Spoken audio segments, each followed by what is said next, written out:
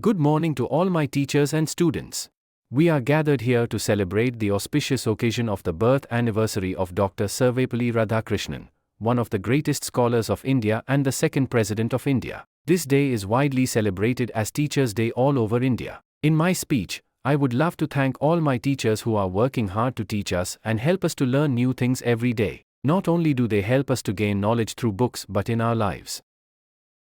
You have taught us how to overcome our fears and failures, gain self-confidence and voice our views and opinions in the form of a speech before so many people like I am presenting now. It is always believed that teachers will always have high regard in every student's heart, even higher than their parents. It is evident in our shlokas, Gurur Brahma Gurur Vishnu Gurur Devo Maheshwaraha Guru Sakshat Parabrahma Tasma Shri Gurave Namaha.